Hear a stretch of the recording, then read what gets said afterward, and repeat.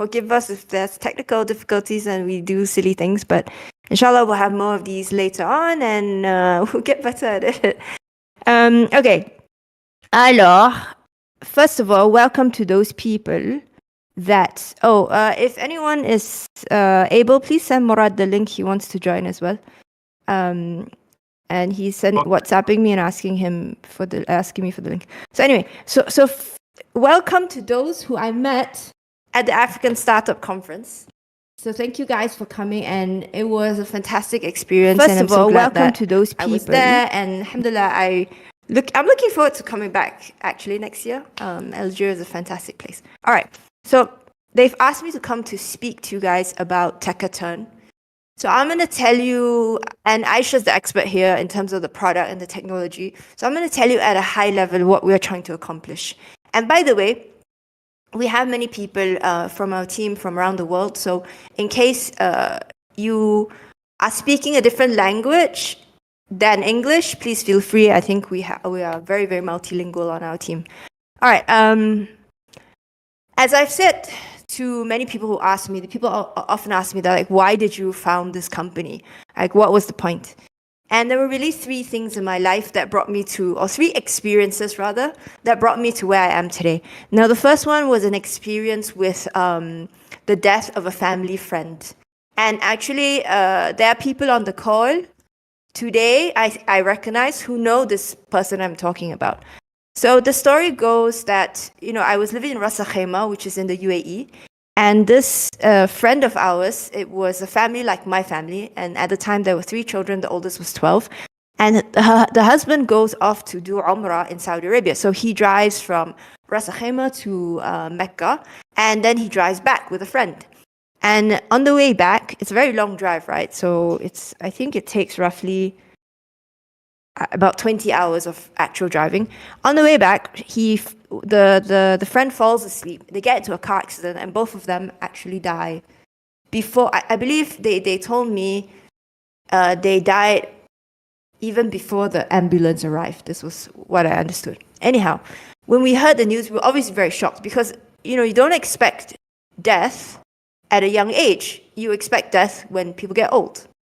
But it happens. We know it happens a lot. So the next day, we went to her house. So myself and some other sisters, we went to her house to offer her support. And the thing I remember, and the thing that struck me and stayed with me, and I still have a picture of this in my mind, by the way, because I remember what her house looks like, was when we went into the house, it was full, it was packed of people. It was standing room only. We had nowhere to sit. Because everybody was there with the same intention, to help her, to give her support. And everybody came with something. So they either brought money, or they brought, even just a good, kind word. They brought gifts for the kids. They brought food. They brought every kind of support that they could think of. And that experience really taught me that, to succeed as a species, as a human race, we have to build communities. And it is the thing that will make the difference between whether we are uplifted as an individual, as families, or not. And really, it's not up to centralized institutions, especially commercial institutions like bank and insurance companies. It's not up to them to take care of us. Their role, the banks and insurance companies, is to make money. But the community takes care of us. Because when they take care of one of us, we in turn take care of the community and somebody else. And this is the role of the community. And I think this was the thing that always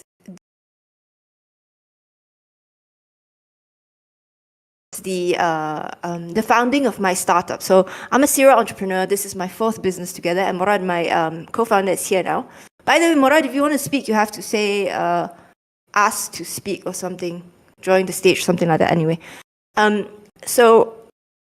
my previous startup was a tech startup, and it was acquired by the IKEA group here in Saudi Arabia and Bahrain. In any event, that experience taught me that technology is incredibly powerful, and it is the thing that is changing our world today. Okay? I am from the generation, so I got my first computer and first internet connectivity in 1997, guys. Okay? 1997. And I was already an adult by the time, I was in college at the time. So I'm the generation who, prior to that, did not have the internet. Okay. And yes, we started going online with a phone cable, and there's this, you had to dial in, you had to call in order to get online. Anyway, long story short, prior to that, the advent of the internet and technology, I can tell you that things changed slowly. They didn't change nearly as fast as they do today. Today, with technology, and subhanAllah, now with AI and things like that, it transforms the world in a way at such a rapid speed, number one, and in such a huge way. It used to be like whenever there was whenever there was new technology, it would disseminate slowly. It'd be like, okay, start with the village, the city, the town, the country, and then it will move to another country. Now it's like anything that happens, it goes global, it goes viral almost instantly. So the experience really taught me that technology is the thing that will either break the world or make it better. And hopefully, inshallah, we try to make it better, right? And the last experience is the 2008 financial crisis. That was a big wake-up call for us, for me personally, because I started to understand that we have this blind trust of institutions, right? Particularly in this case, banks and insurance companies and investment banks, Wall Street and so on. And these institutions, they don't have our best interests at heart. They're there to make money, simple. And you cannot blame them because that is literally why they are created, a corporate entity as its bylaws. It's the reason. It's sort of like the document that says what it's supposed to be. Is there to make profits for the shareholders. So the system is built this way. It's not that somebody is trying necessarily to be evil, although some people are evil, but the whole thing is geared towards profit, right? So these institutions were not there to help us. And in 2008, that became really, really clear. Because the people were, the Wall Street, essentially the banks and the investment banks, they were making so much money from giving people who should not have been given home loans, right? They know they couldn't pay back, but they were given loans anyway, and they were encouraged to take the loans because, so this is what happened. They said, okay, this guy, he has an income, let's say of $1,000, but I'm going to give him a loan to buy a house and the monthly payment is $2,000. But he doesn't need to make payments for 6 months, all right? It's a special offer. And then we hope that by the time he has to start making payments, which he cannot afford because he doesn't make enough money, the house price will go up, so he will sell the house. And he will make tons of money, and then forget about the payments, he doesn't have any more payments. And this is what they did. And the reason why they did this was because on the side, they were reselling that loan again. So they sell the loan twice. They make money on the loan, and then they make money on selling the loan to Wall Street investors. And so they're making so much money that they really didn't care that it was creating this huge bubble. Eventually it collapsed and all of us got messed up, right? Essentially, we were the ones left to pay the bill. So this experience for me was like, oh man, that is a problem. Huge, huge, huge problem. And the central institutions do not have our best interests at heart. And this is why I am doing what I'm doing today. This is why we have founded Takadao, because we want to create an alternative to the central banking system, an alternative that puts profit motive aside and that really focuses on the well-being and the betterment of community. And the only way you can do that is that the financial institution should be owned by the community members. And the money that comes in should be the community members, should come from the community members, and the money that goes out should be for the community members. And this is what we're trying to do here at Takadao. Now, fast forward a little bit to Takatan, because if you let me talk, I will keep talking, right? So I better get to the point. So Takatan is our first reaction to the problem of debt. Today, everywhere you turn, you go to the shop, you go online, you go wherever you want. Everywhere you turn, people are trying to sell you something, and usually they're trying to sell it to you on debt. They want you to borrow money. Okay, you have all these mortgage rates. They want you to buy a car on debt. They want you to buy now, pay later. So many options for debt, but no options for savings, right? And debt is a very, very cruel thing. And okay, let's go back a little bit and look at the past. Okay, there was a very negative connotation. By the way, this is in all religions for loan sharks. Okay, or Shylocks. People who loan money at very, very high interest. And when we say very, very high interest, we're talking about 15, 20, 30%. That's very, very high interest. Because every year that passes, your debt grows by so much, by like 20%, meaning in 5 years, you've doubled the debt, and nobody can pay this. And today, if you look at credit cards, the average credit card interest is around 18%. And if your credit is bad, it goes up to 25%. But this is legal and this is accepted, and people use this today. So debt is very pervasive. It is everywhere, and it is also the thing that kills us. Now, from let's say a Muslim tradition, there is a hadith, I believe, that says that if you die and you have debt, when you're in the grave, there is a cloak that squeezes you and keeps squeezing you until the debt is paid off. So you are basically suffering in the grave. This is from the Muslim belief. But the point here is that debt is really bad, and you can see this in today's world. Everybody is talking about it. First of all, countries are in debt, right? So you hear about countries having not enough money to pay their debt, sovereign debt, they're unable to pay it off, they're defaulting on their debt. And usually today there was news about Argentina. They have depreciated their currency by 40 or 50%. And they were saying the reason why they printed so much money was to pay off debt. Debt wipes out so much and everything.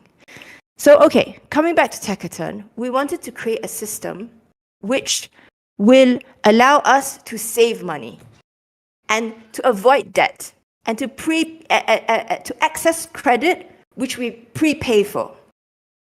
Now, okay, that sounds very complicated, right? But actually, it's a simple idea and something that we've been doing as a community, as a society, for the longest time. In India, they call this the chit fund. Okay, in Egypt, they call this the Jam'iyya. In Middle East, they call this the Jam'iyya. In Africa, there are various names for it. I think tontine is one. Tusu is another one. I know Leila doesn't like it, but never mind. That's what they call it. In Malaysia, it's called kutu. Philippines, paluwagan. There's a bunch of names for the same thing. What it is, it's a community savings program.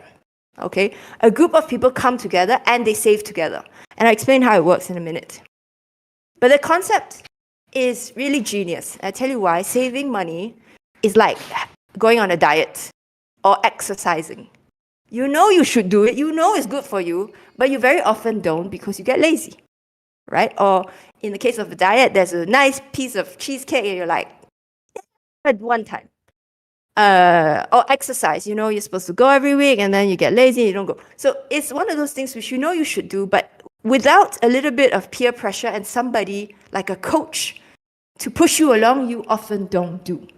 And so when you have a group savings program, you have that community pressure, peer pressure, that actually makes you stick to your savings plan. And that's what Takadao is. All right, how does it work in essence? Now, it's a group of us. Let's say there's 4 people, just to make the example easy. And we each decide to contribute $100 a month. Or rather, we decide as a group to contribute $100 per person per month. So in the first month, you have $400.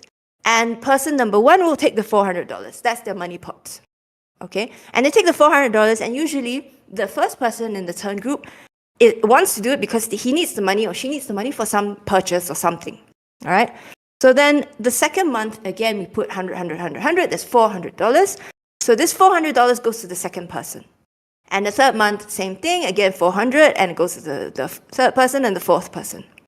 Now, by the end of the whole cycle, you've accomplished 2 things. You've saved $400, unless you spent it. And you have now... you were able to access a little bit of liquidity ahead of time, right? So the guy who got it the first, he actually got $400, even though he only put $100, all right? And everyone but the last person actually got the money ahead of time. And so this helps you plan your purchases and your savings.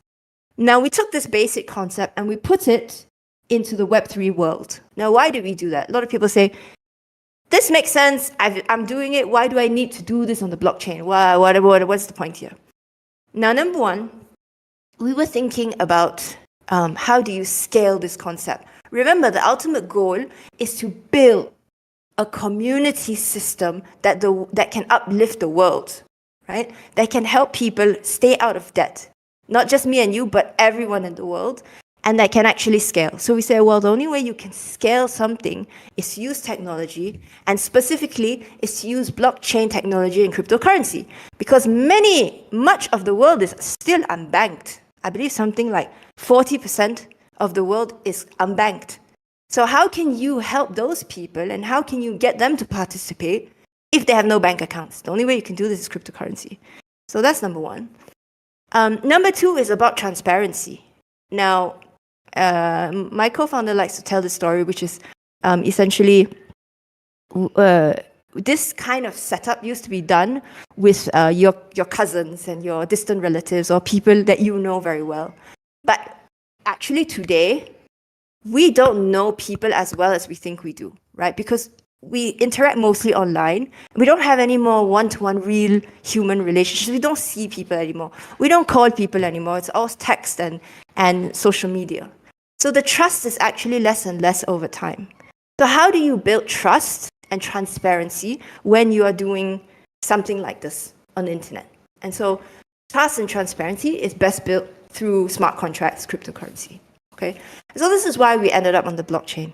Now, here's the conundrum. So we started this, we launched it, and we were like, what happens if one of the people in the turn group, which is what we call it, defaults? So let's say the first guy he got the $400, he only paid $100, suddenly he disappears and no more. He doesn't pay anymore for the rest of the three things. What do we do, right? So we said, okay, in order to prevent that, we need to take a security deposit from the participants. And that security deposit, in case somebody defaults, we will use that security deposit to pay the remaining payments. Okay? Remember, this is a savings program. Okay? So then that was that was a way to protect against defaults.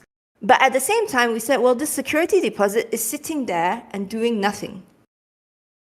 Can we not generate some yield on it so that it's not sitting there and doing nothing? So we said, yes, that is a great idea. So you put your security deposit, we do something called liquidity provisioning, which helps you to generate yield. So your security deposit is growing while you are able to participate in this turn group. Now then, people were complaining. They were saying, yeah, but if I had this money to put the security deposit, then I don't need to save anymore because I already have my savings. So then we said, okay, that makes sense. So what we did is we said, okay, if you take the money pot, right, at the end, you pay less security deposit because your risk is lower. So the later you take the money pot, the less security deposit you will pay. So this is in a nutshell how it works. And today what has become is a really simple tool for everybody to save together. And what is cool about it is that you are saving for yourself, right?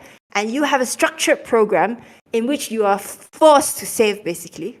And when you're doing this, by the way, you're helping somebody else, right? Because they now have a structured program where they're forced to save. They now have liquidity provisioning where they're earning yield on their already savings.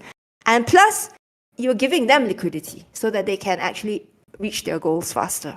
And this is what Takadao is in a nutshell. I think I've gone way more than I should have. So I guess, Drew, do you want to take some questions now? Or should we jump to the product demo?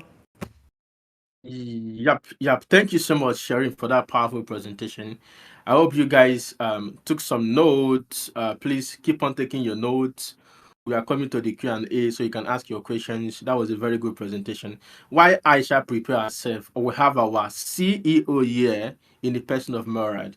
So Murad, I'm going to give you a couple of minutes to add a few couple of sentences to what Sharon have said concerning Takadao, because like some people from Africa, people just keep putting their money in the bank. Sometimes they put $10,000 in the bank, $20,000, $100,000 in the bank, and they don't even know that these banks are using this money to do business. And at the end of the day, they're not even making any money from the money. You put your money in the bank are using your money to trade and making a lot of money for themselves, but you are not making any money. So for somebody saving money in the bank, actually, what do you have to tell the person? Because actually, Hackathon is actually meant for them to solve this kind of problem. So, what is in a few couple of minutes before we welcome Aisha? What do you recommend the unbanked people and people putting money in the bank? Why not embrace hackathons? You save and you also earn than saving your money in the bank and bank and using your money to make money without earning anything. So, what is your thought? Thank you. Yeah, thank you so much. I'm trying to get my camera on. I don't know if it's I'm able to do that. Anyway, You can. can you guys hear me all? Yeah, we can hear you. Can hear you. Okay, thank you first of all, Sharon, and thank you, Jude, for this great meetup on the Discord. Really appreciate you guys taking the time.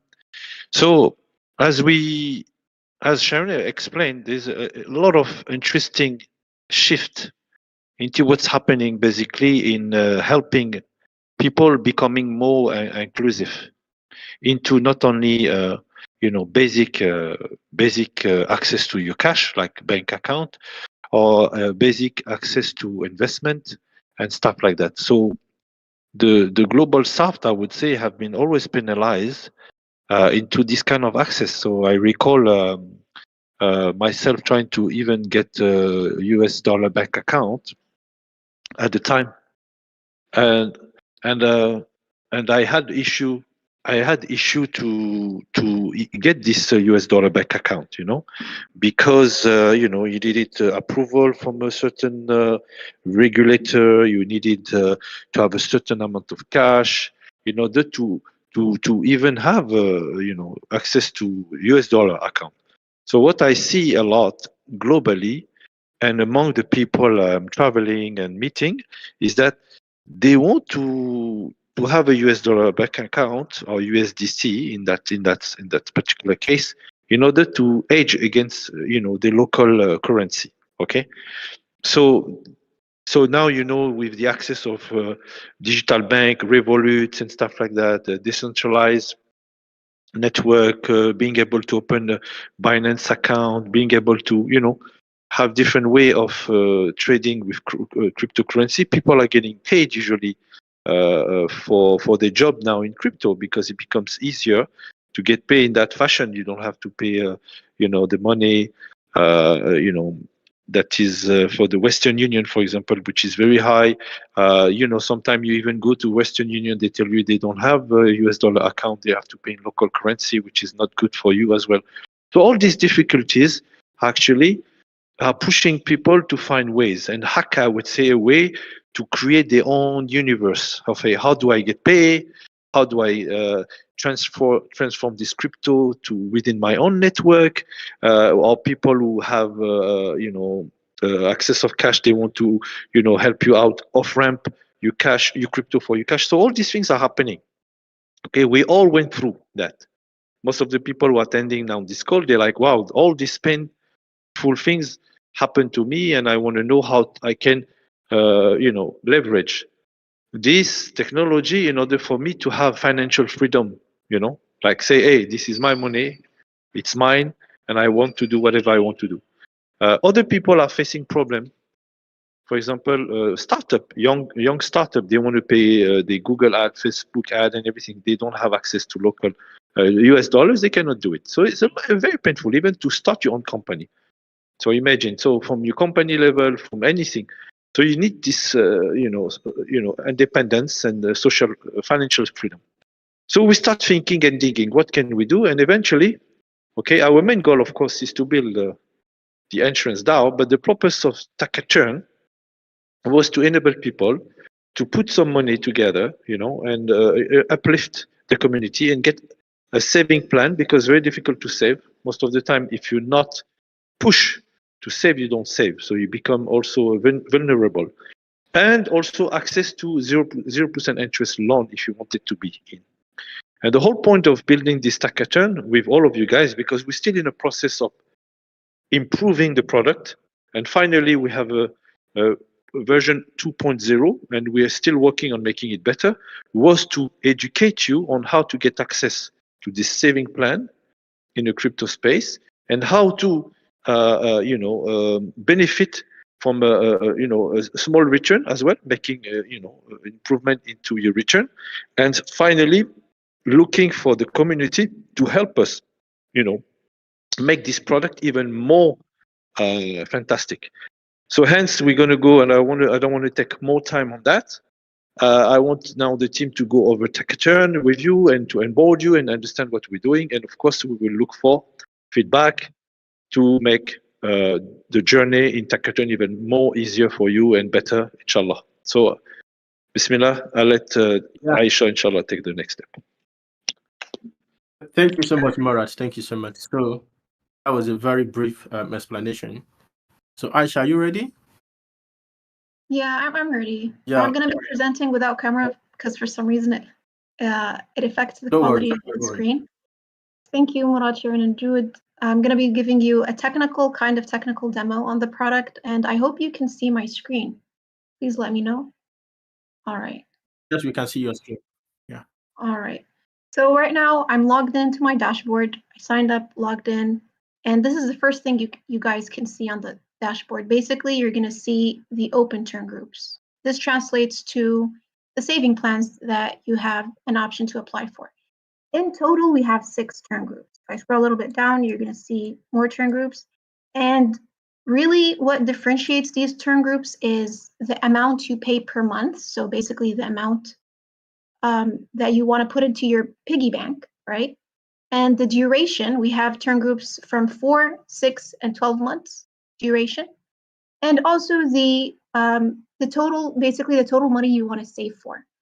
And if we look at the Good Saver plan right here, you're going to notice that you're going to have to put $100 into your piggy bank per month, and it's for a duration of 6 months. Usually duration matches the number of participants in a fund. So if it's 6 months, it also means that you're going to have 6 members in the term, right? So the money pot, if it's 6 months and 100 per month, then the money pot will be 600 USDC. And for you to get accepted in any term, you have to pay a security deposit. And the security deposit is basically a mechanism to protect the people in the term from other people defaulting, right? And so at this point, if I want to join this term specifically, I'm going to have to pay 0.2 in ETH. And what's very nice about the security deposit is it doesn't just sit there idle, not doing anything for you. It actually earns yield for you, right? You can opt in to earn yield out of that security. And if I do opt in, this is how much I'm going to be getting as yield by the end of the term. This translates to around $25, I believe. So in 6 months, I would have earned a yield of $25 out of my security yield. It's not a bad yield. I mean, you can get lunch for that amount. All right. So if I compare the Good Saver to the All-In Saver, you're going to notice that the All-In Saver has a higher requirement per month. It's for a longer duration. And because of that, of course, you're going to get a higher money pot. At the same time, it also means that you're going to have to pay a higher security deposit to get admitted into the term. Okay, so let's join a term together. I'm going to be joining this term right here. 3 people have already joined, and the term will start in 2 days, 8 hours, and 18 minutes. So once you select a plan, you're going to see more details. You're going to see specifically when will it officially start, when will it officially end, and here we can see that Sharon, Michael, and Murad have already joined, and 3 more pending participants, 3 spots left, right? So this section here tells you about yield, and if you're interested in how yield generation works, you can navigate to this link like right here. It's going to tell you what yield generation is, how is it Sharia compliant, what is the mechanism, and much more than that. In this case, you're going to be generating based on an APY of 5.66, right? So if you scroll a little bit down, there is a referral link, and you can use it to invite your friends and families. And if they join, you're going to earn points.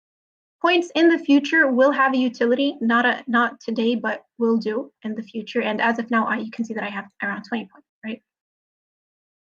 Okay, so 2 days left. Ready to join? So before I join, I do want to tell you if you're a technical person, if you're a developer, and you want to have a look at the smart contracts that power Takadao, you can just scroll a little bit down, and then you're going to find links to the smart contracts on RBScan. All right. Oh, are you ready to join? All right, before that, imagine you don't have any crypto, right? And you need ETH to be able to pay the security deposit. So luckily, the solution is right here. We've integrated with Alchemy Pay in order to offer on-ramp services. So if you press on Alchemy Pay, you're going to have the option to purchase both ETH and USDC directly on Arbitrum. So this way, you don't have to go surf for exchanges that are going to deposit ETH and USDC into your Arbitrum wallet. It's already in the interface. You can avoid bridging and all that complicated things that come with purchasing ETH. All right, I think we're ready to join. I'm going to press on prepare and join, right? And it's going to transition to the next window.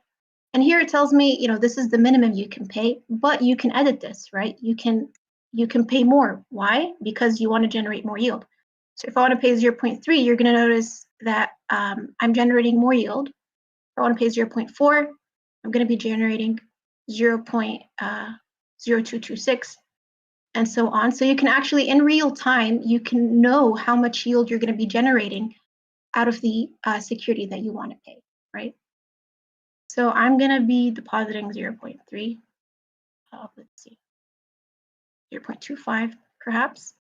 And you have the option to opt in or opt out of yield. And I do want to opt in because I do want to be generating yield. And I do understand that I have a monthly financial obligation. All right, so when you press on pay, the MetaMask window will pop up. Right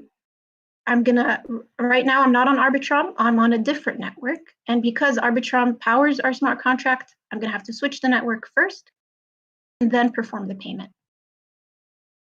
So if I'm going too fast, please let me know. I can go a little bit slower. I'm gonna press on confirm. You're going fine, you're going fine. All right, thanks, Jude. All right, I can see that the transaction has been accepted. And right now I can go back to my turn group. All right, so congratulations, we've been admitted to the turn group. And if you go back, you're going to notice that there is an additional component in the UI, right, that it wasn't there before, but it's basically your financial summary, specifically of your security deposit. So your security deposit is sitting there and it's generating yield, and you want to know, well, how's my security deposit performing, right? And so this component tells you how much you initially deposited, and it also tells you your current balance. And then there's this alarming red bar right here. But really what this red bar is trying to communicate to you is that there is an expulsion rate, right?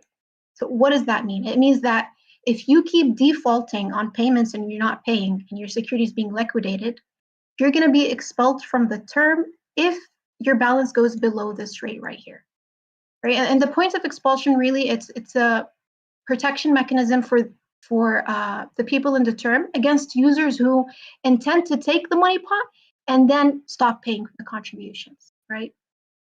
So if I scroll a little bit down, you're going to notice that 4 out of 6 joined. Please do join this turn group after this session. I guess the question would be, what happens if no one joined before the term starts? So in 2 days, 8 hours, and 12 minutes, if the number is not complete, what's going to happen is that you're simply going to get your security back, right? And then you can choose to join another term. All right, so if you scroll a little bit down, you're going to be able to see the yield that you've generated so far. Right now, it's no yield has been generated. I just deposited my security. And you're also going to see the total withdrawals that you have withdrawn. This specifically, I'll talk about in a few minutes.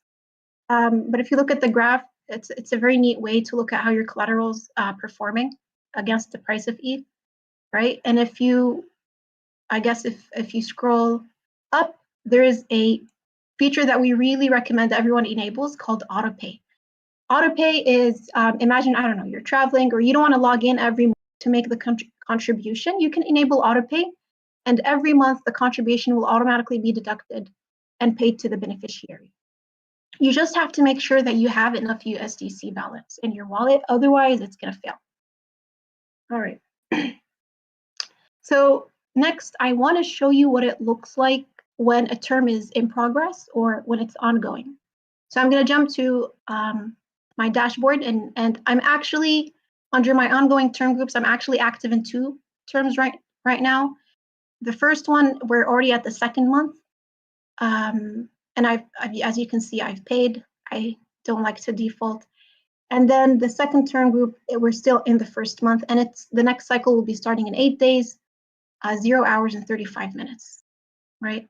So let me show you what it looks like to be in an ongoing term group.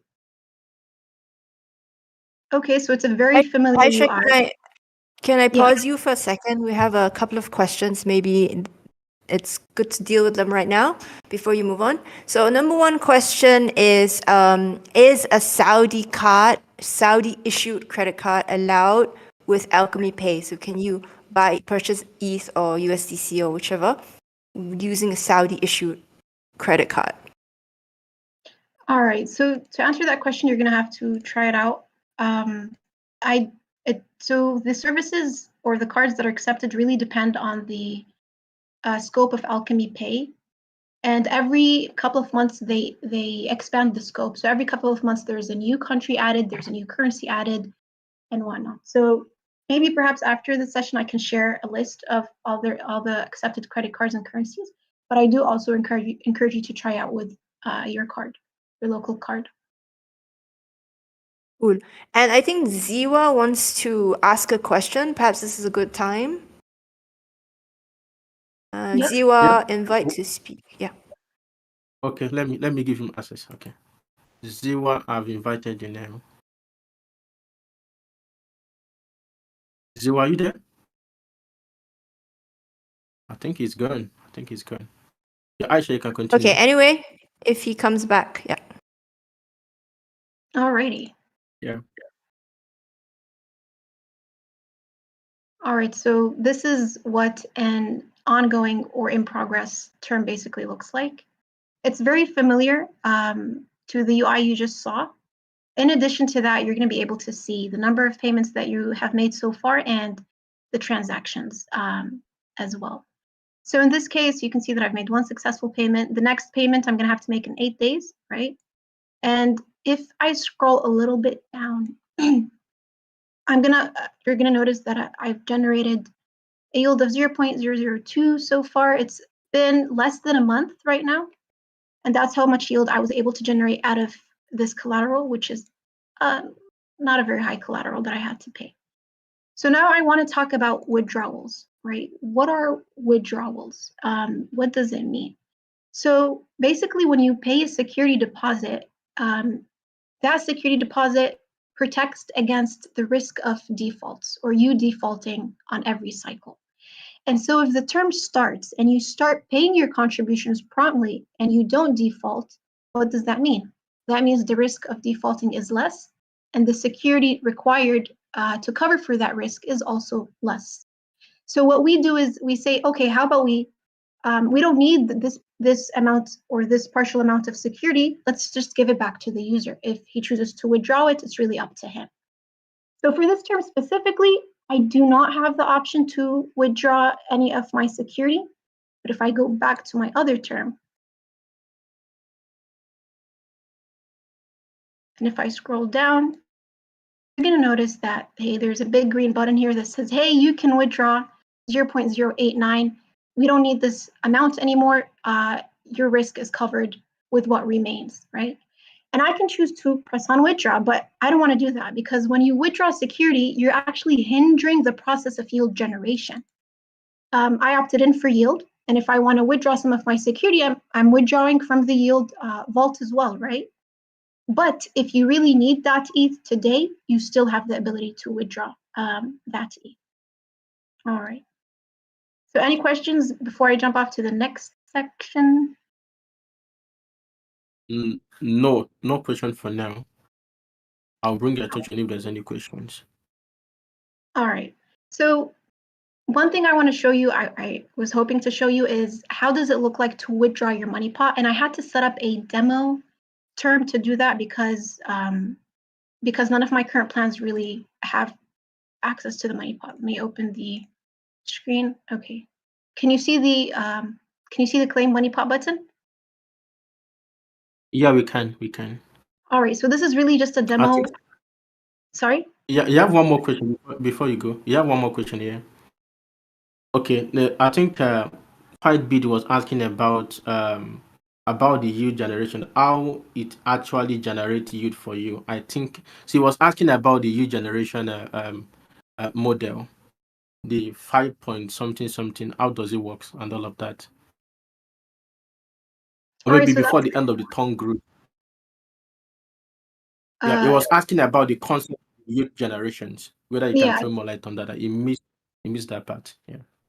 All right, so let me jump back to my other screen. And again, like we've previously said, your collateral doesn't just sit there.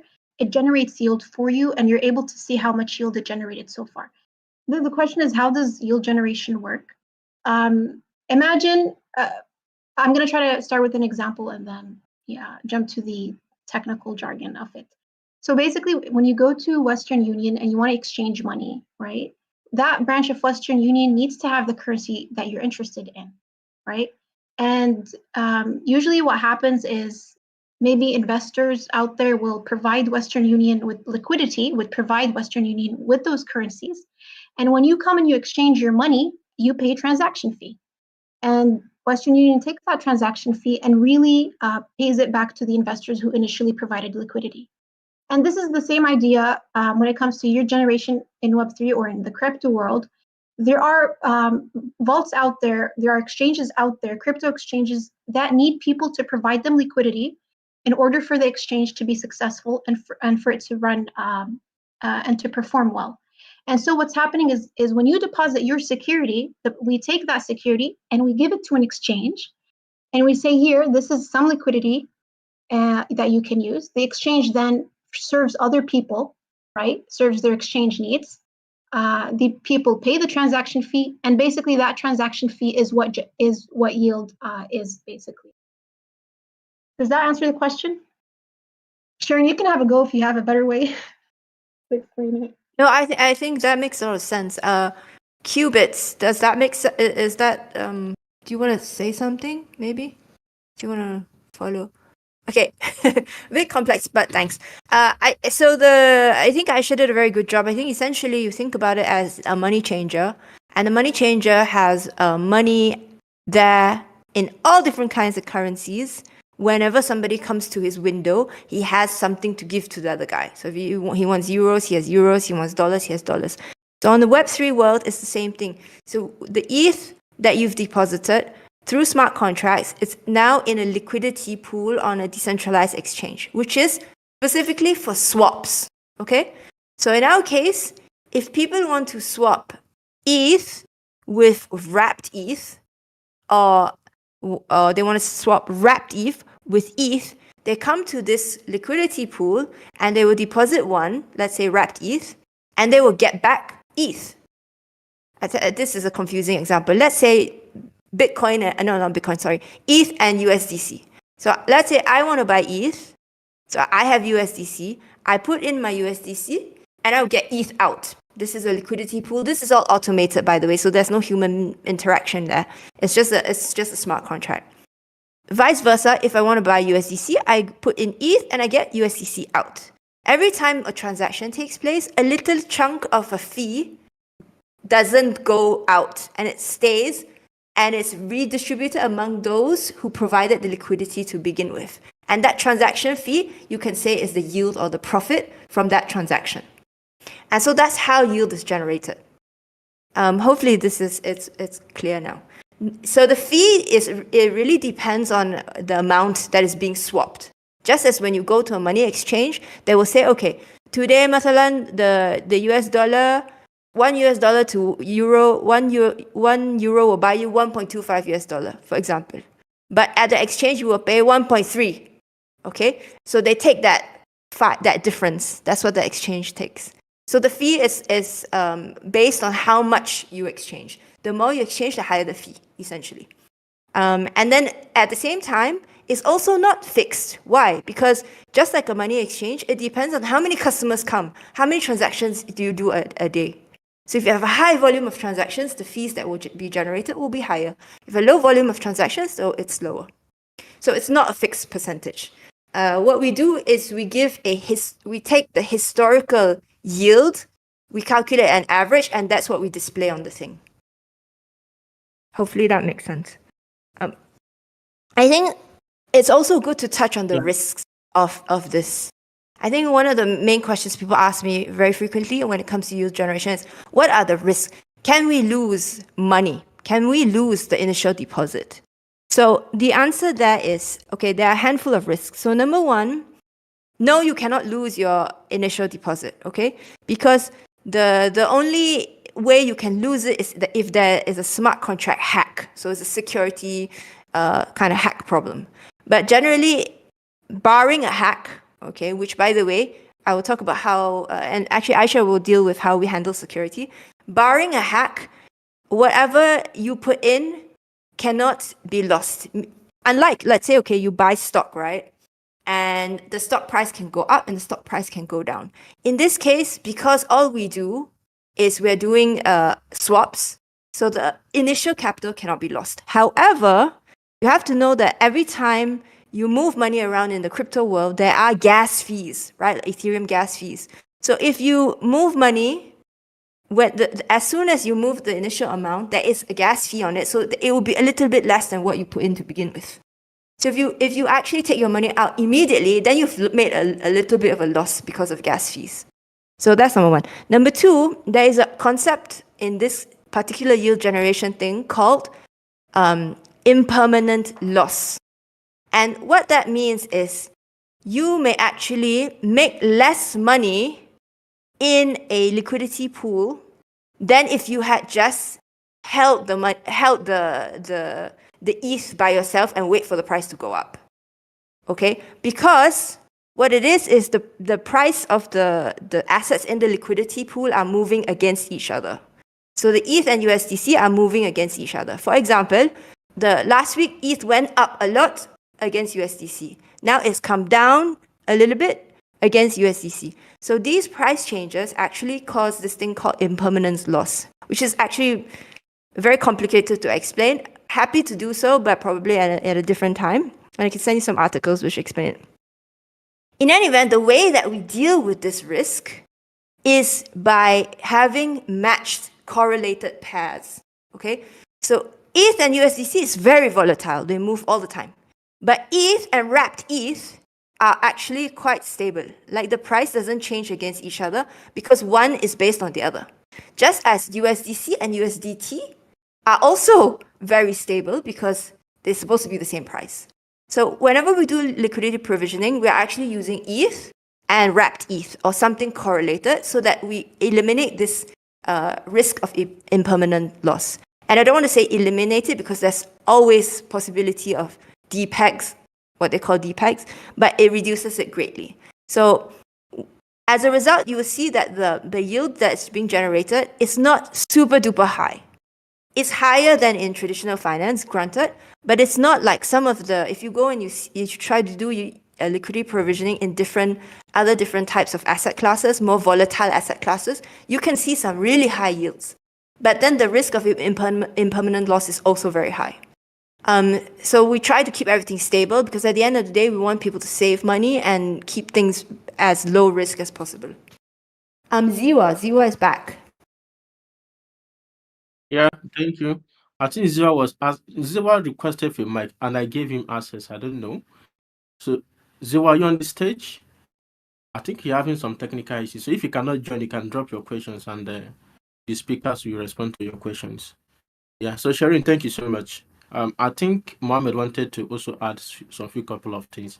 You know, because the subject of security is also very important because, you know, the way the whole crypto works, once I've done a transfer, there is no returning back, okay? So people want to be careful that once they have swapped maybe USDT to USDC, maybe USDC to Ethereum, that everything is working fine. They also want to make sure that they're sending it to the right address. Okay, thank you, Mohammed. Yeah, I think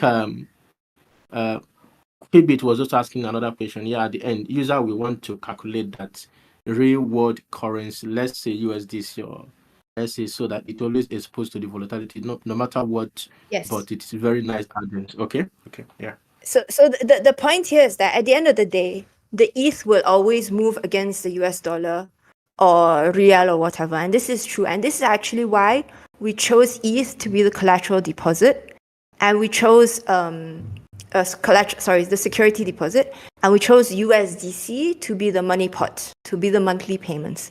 Because we think to ourselves, look, ETH is something you will hold for the long run. Because you expect over time the Ethereum network will grow and more people will hold ETH, so the value will increase. Not in short term. In short term, it goes up and down, but in the long run, it will generally increase. And historically speaking, that's what has happened. So it's the same reason why people hold gold and people buy real estate, because over a long period of time, you expect these assets to increase. So we say ETH is a good thing as a long-term investment, and that's why we use ETH as a security deposit. Yeah, thank you so much. Please, if you are still lost, feel free to maybe ask your question later on. We're also going to share some videos. This is also being recorded. You can also rewatch it again if there's something you don't understand. So I think we'll go back to Aisha now. Ziwa, you can still put in your questions. I'm seeing your request again, so I'm inviting you to the stage, and I hope you can get it now. Maybe the technical issue continues. So Aisha, you can actually continue. Oh, do we have Ziwa? Ziwa, can you go on with your question? Who was talking? Okay, please, Aisha, you can continue. Thank you. All right, thanks, Jude. So we stopped at wanting to see what it looks like for me to withdraw my money pot, right? So when you register to a term, there is a beneficiary, and it's the date that you're gonna get the money pot in. For this term specifically, I've already got the money pot back on October 24th. And so I've created a demo application for you just to show you how it looks like. This is just a demo term, so it's a very short cycle. You can ignore that. But this is how it looks like. When it's your term, December 13th, a button will appear right here that says, hey, it's your time to claim your money pot, please go ahead and do. And all you have to do is click on it, and it's going to invoke a transaction, which you have to accept. All right, it's pending. Confirm. And after its success, you're going to see that your USDC balance will increase by the amount of the money pot of the term. Now, if someone defaulted though, you're going to get two currencies when you withdraw your money pot. You're going to get you're going to get a mix of USDC and you're going to get some ETH. Why? Because whenever someone defaults, we take some of their security, we liquidate some of their security. Specifically, in this case, we're going to liquidate $5 worth of ETH, and we're going to transfer it into the money pot. So you're going to get a mix of ETH and USDC. Right. So the point of the matter is you have the ability to withdraw when you want as a user, automatically transfer the amount to your wallet, whether it's the money pot itself or it's the security deposits. It's really up to you to withdraw it whenever you want to withdraw. So I think that's basically the core of the product. If you have any questions, I can take them right now. What it looks like to pay a contribution is very similar. When it's time to pay a contribution, you have to click on Pay Now, and then you're going to have to accept the wallet transaction. So this is a demo application, so it's just for demo purposes. So there's no payment that I have to make now. Let me go back. Any questions? Do you want me to surf around the dashboard a little more if we have time? We don't have question for now, but I think this is also being recorded. I do have a thing, which is we have chosen to use Arbitrum. Why? Okay, so that's a good question. If you notice here, I'm connected, and this is the Arbitrum logo right here. So Arbitrum is a layer 2 blockchain, and basically it solves the very high fees problem on Ethereum. And imagine we deployed on Ethereum, right? So sometimes if it's a small term, maybe the term is, let's say, 100 per month, 100 USDC per month. when you make the transaction to pay 100 USDC per month, sometimes the fees will reach maybe up to $10 to $20, right? So it's like 20%. The fees is basically 20% of what you save. And it's not really feasible to deploy on Ethereum because of these high prices. In this case, applications really might maybe use what we call layer 2 blockchains, which usually have much lower fees. Arbitrum itself is a very popular and growing ecosystem, very highly secure, has a big community, and this was also one of the reasons we chose Arbitrum out of the other layer 2 solutions. I want to maybe poke. I want to poke a little bit more there and ask, because this is a question that I had when I first heard about this. What the heck is layer 1 and layer 2? Isn't a blockchain a blockchain? Yeah, blockchain is a blockchain basically. But to understand the difference between layer 1 and layer 2, you have to go back to Bitcoin, right? To the grandfather, to the ancestors. And so in general, blockchain is a technology that is used to store information in a permanent manner and in a manner that you cannot really play around or modify that information. So when a piece of information is stored on the blockchain, no one can really change it. And if someone does, we know that that modification took place, and so that piece of information becomes invalid. So Bitcoin, to make Bitcoin happen,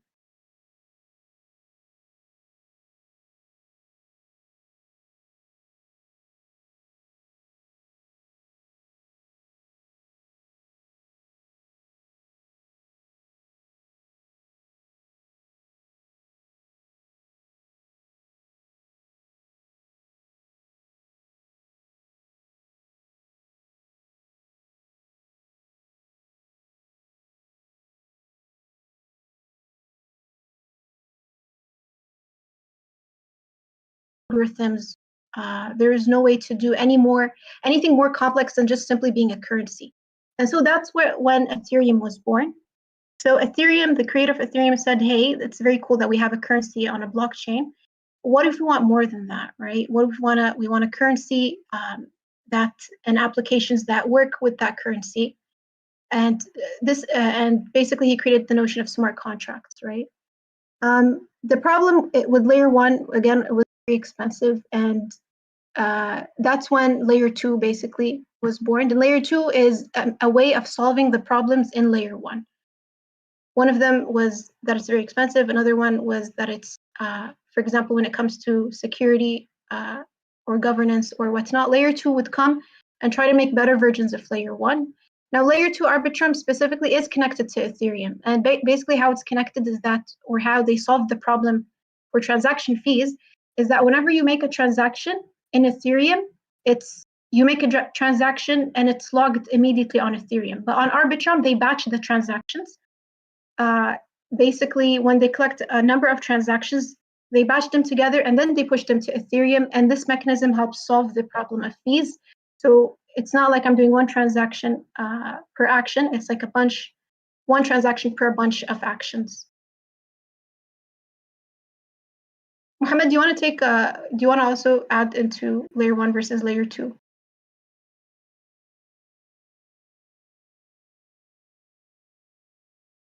Yeah, can we give the mic to Mohammed, please? I think Mohammed also has some insight here. Yeah, Mohammed, can you come on this stage, please? Mohammed's like, you said it well. It's sometimes it's sometimes very I mean it's kind of like an art to try to describe something technical by a technical person and in a technical language. Okay, I think Mohammed is here. Yeah. One way you can look at it is if you have a checkbook. Ethereum, what Ethereum does is as if you were to write a check and go to the bank, and every time you write a check, you go to the bank. But what Arbitrum does is it writes many checks and then wraps them in a piece of plastic and then goes to the bank to process all those checks at once instead of doing it manually one by one. That is the best explanation I can or parallel I can make right now. Yeah, so it's like they group the transactions together and then they write it to the blockchain all at one go. And so so instead of doing one by one, which would incur a transaction fee each time, you group them all together and you incur only one transaction fee for multiple transactions. So that lowers the price of each transaction fee. And this is so initially I was like, okay, that's cool, but it actually costs money to get your crypto from one chain. Let's say you bought your crypto on Binance or some centralized exchange. By default, it's on Ethereum mainnet. And it actually costs you money to move from Ethereum mainnet to bridge to the other chain. So how does that actually benefit you to use a layer 2?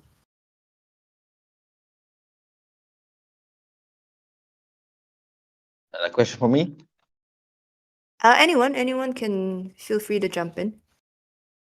Yeah, the bridging is obviously the biggest obstacle for doing transactions on Arbitrum or other layer 2s. The key for that is to finding a good exchange, be it centralized or decentralized, that does the bridging for you. For example, one trick for that I use when it comes to centralized exchanges is on the centralized exchange I buy the Arbitrum token. That is natively on Arbitrum. And then I transfer that token to my wallet and then swap to ETH or whatever. So you skip the bridge essentially. Yeah, I skip the bridge because Arbitrum token is stored on Arbitrum, so I buy the Arbitrum token. That's only if that exchange doesn't allow me to transfer ETH directly in Arbitrum. I don't bridge. I avoid bridging. Another option is actually using the decentralized exchange that we use the security deposit to generate yield. I believe it's called Wombat or Wombax, which allows you to swap between different chains. So you can swap between Ethereum to Arbitrum and vice versa, or to Base or to Avalanche, things like that. And obviously, there's also still a gas fee, especially if you're coming from Ethereum. But you have to just check and see if it's cheaper. It might be, it might not be, but it's definitely easy to do if you are already on Arbitrum and want to go back to ETH. That is definitely the way to go for me, at least. But as I said, if you are from a centralized exchange, just use the Arbitrum token and then swap it using 1inch or Uniswap or whatever. Cool. Okay, so question from Ziwa. He actually asked, so the question is, I assume it's a he, I don't know, maybe she. What is the disparity between these layer 2 blockchains and why did you choose to launch specifically on Arbitrum? Because there's more than only just Arbitrum as a layer 2. You have Polygon as well as a number of other layer 2s. Yes, to answer that question is basically a lot of those layer 2s that are now on the market were not really developed as much as Arbitrum back when we started developing. So Arbitrum was back then the most viable solution, and I still think it's a very good solution. But that if we were to start today, you could make the argument why not using zk EVM on Polygon or Starknet, things like that. But in the end, we just did a analysis, a matrix, comparing each chain's pro and cons, and in the end, Arbitrum came out as the winner because it was the most popular. It uses ETH as native token. Some side chains and layer 2s do not. And it has a easy implementation. Like there's no additional need, nothing to really worry about. And obviously it has a good community, a good dev community.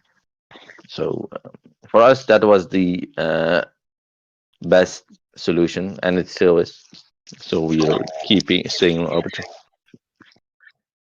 Very cool. Question from Tej. Do I have to understand all these concepts of blockchain to use the platform? Is there any way I can just use it with my credit card and join a group? So I will take this one. Yes, you have to understand everything, and you have to study. You have to get PhD in the blockchain in order to use this. No, I'm just joking. Yeah, I mean, we try to make it as easy for people as possible. So absolutely, you can just join without trying to understand all these concepts. But if you do want to understand, we are a resource here for anybody who wants to learn. Because one of the goals, by the way, of us as a company, as a team, as founders, is that we want to create a new infrastructure for Islamic finance to exist, which means we actually need a lot of different people to build a lot of different products in this space.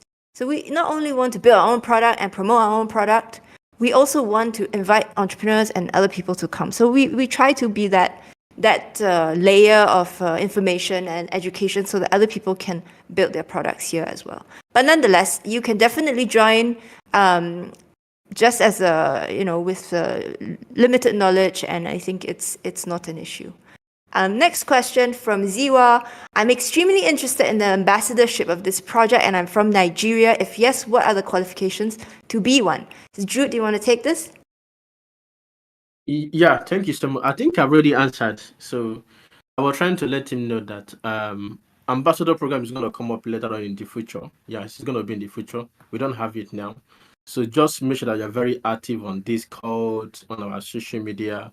Once it's up, everybody will get to know about it. And most importantly, you also need to be participating actively. I think going for even the ambassador program, you need to be part of the Taka tribe community for you to be able to be an ambassador, because it's the people that actually understand our vision, people that have used the Taka tongue that should be able to qualify to be an ambassador. So for now, we don't have it. Just make sure that you are active in the Discord, on our social media. Once we launch it, everybody get to know about it. Yeah, thank you. I think I also have one more question for you here. I think this is very technical question. So somebody was asking, was it Quibit was asking related to business development? If you will, how is your integration in Saudi been? I know you are based in Saudi, and being a decentralized app using crypto, obviously crypto is not legal. All transactions to crypto gateways are blocked. So what is the current future development, and how do you see the acceptance of Saudi society with your DApp? So I don't Okay, know so I'm who's going to gonna throw take this one to Murad. Murad, are you there? Essentially, the question is about, where do you see crypto and DeFi in Saudi? You're muted in case you're speaking.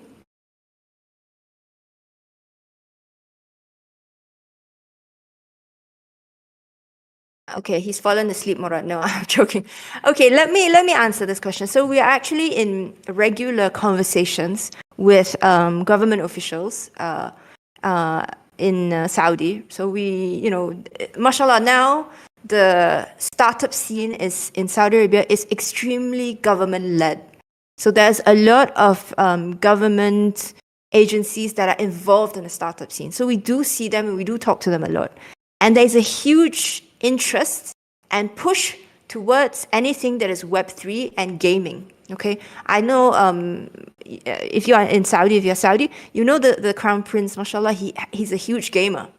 And at the end of the day, crypto is such an integral part of the gaming world today that it is something that they are looking into deeply. So having said that, it takes time to develop any kind of regulatory framework, which is what they are telling us, by the way. And so in the meantime, they're actually not stopping people from using it, because it's easy to stop people, right? If they really wanted to like haram something or to say it is not legal, they would have come out and said it straight away. So they don't make it easy for you to do it. They don't facilitate, they don't let people come in to do centralized exchanges, but they also don't stop you.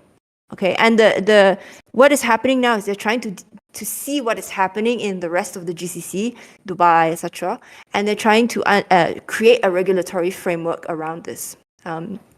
So this is how the regulations are going.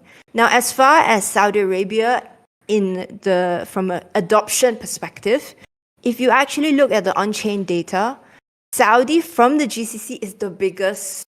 It's the country with the highest adoption rate in terms of crypto volume. So this is Binance data, right?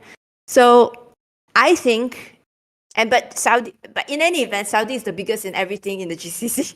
So we already know this. But so I think that the future is very bright for Saudi Arabia. Particularly, Saudi is also one of the fastest growing populations. And it's also the youngest population. So I think 50% or 60% of all Saudis are under the age of 30. So I see that this is the way that it's going to go, inshallah. Yeah, so thank you so much, Shireen. Yeah, I think Quibit is still asking, anyway, maybe this is a kind of, Quibit, I hope that answers your question. Your note is still trying to explain the same thing. Okay, I don't think there has been any adoption for blockchain project yet. So Takadao is one of a handful. So exactly what Takadao is doing. So Takadao is building this ecosystem in the Saudi region. I don't know, Sharon, do you want to jump in here too? To respond to what it was, Well, I think because there was essentially a crypto winter since end of 22, or rather since 2022, the new crypto projects or crypto-based projects are very are rare.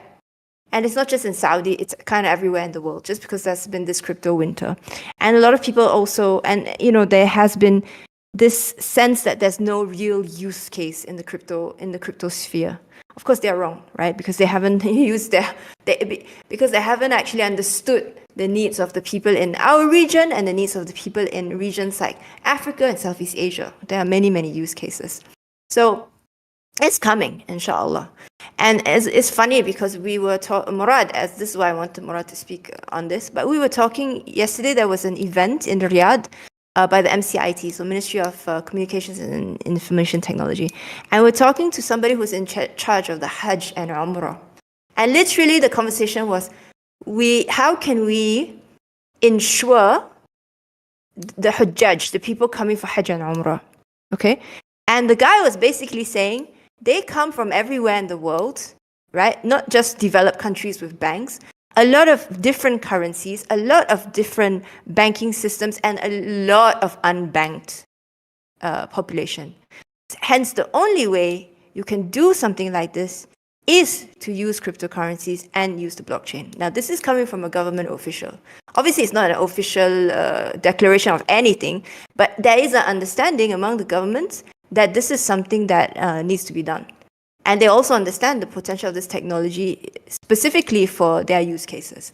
So that's hopefully give you a bit of insight into where we're at. Yeah, thank you so much, Sharon. Thank you so much. So on this note, ladies and gentlemen, so I'm going to give you guys a few minutes. Please, if you want to speak, please, we have a few minutes now to request for the mic. And if you have not asked your question, please, you have a few minutes now also to either you can type your question, you can request for the mic, and we will invite you to the stage. So just a few minutes before we take the speaker's last note on this particular topic. So if you have any question, please request the mic. If you cannot speak, you can also type your questions in a few couple of minutes. Okay, so why we do that? So can I take the speaker's last point or last note on these sessions? What is your last take home from this session? And we'll call it a day for today. So maybe I'm starting from Aisha. Are you there? Morad, are you there? So let me start from Aisha. Aisha, what is your last note on this session? Yeah, thanks, Jude. So I guess my last note is to really, if you really want to understand how it works, you have to be hands-on. You have to jump onto the platform, read try it out, and perhaps even join a tournament. I can send you you can earn points, and I can earn points as well. At the same time, if you have any questions, we're available via technical. And we also very much value your feedback. So if you do jump onto the, please give us your feedback in terms of user experience. If you find any difficulty using the platform, please do communicate it. We, on a weekly basis, we do our best to patch the product, upgrade it, and improve the experiences. So if you Yeah, really, thank if you you so want much. the real ambassador, this is.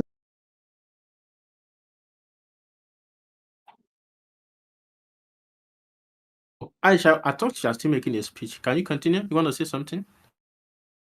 No, thanks, your You are dad. talking about the No, my concluding statement was that if you want to be a real ambassador, this. So as an ambassador, I mean, I'm not talking about the ambassador program. That can. Thanks, Jude. You can have it from here. All right, thank you so much. So, Mohammed, can you go before sharing? Mohammed, are you there? I'm Okay. here. I'm here. Yeah. So a good call, very good call. Alhamdulillah. So I would say just jump in. Don't trust us, trust the code. Especially for the technical people, check out our smart contracts, check out our documentation, verify for yourself, and inshallah you will then start sharing the same vision we have and dive straight into our app. Thanks all. I agree with you, Mohammed. Not your key, not your coin. Please be conscious about that. And also do your own research. Sharing, can we go for it? Thank you. So Mohammed Aisha has basically said everything that I want to say. The only thing I do want to add is, again, we are community-owned project. Eventually, this whole thing is going to be owned by the people that actually use it, which means that the community has to decide on what we should be building, right? So we're looking forward to feedback and encouraging people to come and tell us what they think is good, what they think is not good, and how we can, build products that bring value to the community. So the other thing is, since we're all on Discord, you guys can reach out directly. There's no need for a filter. Just come and speak to us, inshallah. Exactly what Thank Sharina you. said. Thank you for those who've interacted, by the way. Qubits, Ziwa, Tej, thanks so much for interacting with us. Yeah, thank you, everybody. In addition to what I've said, thank you, guys. This session is also recorded, so in case you want to still rewatch it, we are still going to upload it on our YouTube and also share the link on Discord. So if you miss any point, don't worry, you can go back and watch everything later. And so also, if you still have any question, please, the Discord is there. Open a ticket. If you have a proposal, anything you want to share with the team, open a ticket and our team will respond to you immediately. So and lastly on my side, I think the winners from this like as we say, those that want to join the tongue group, we have actually picked the first 5 people that joined this session, and I'll be making an announcement on their names. Okay, for those that want to join a tongue group, we will give you the credit for you to join the tongue group, but there are some terms and conditions that you have to fulfill for you to join the tongue group. Okay, so thank you for everything. Thank you, everybody. Please, we appreciate your time. Thank you for engaging, Quickbait and everybody that engaged. Thank you for those that also could not ask in their question. We also appreciate you and thank you for making this possible. We hope that we're gonna have this in the subsequent sessions and we'll continue to engage each and every one of you. Please feel free to invite if you like what we are doing at Takadao.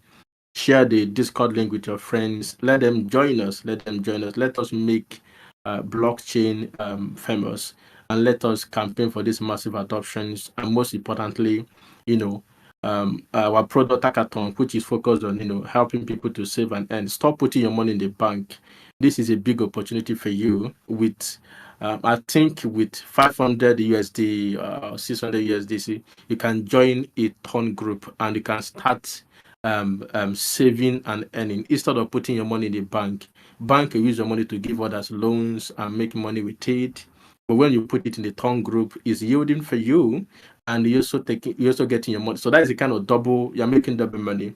Your money pot in your own money pot, you receive your money pot, and also your collateral is, or your security is also making it yield for you instead of leaving your money dormant in the bank. Okay, we hope you drive value from this session, and we hope to continue this going forward. On this note, thank you everybody, and have a very, very fantastic midweek ahead. Bye bye for now.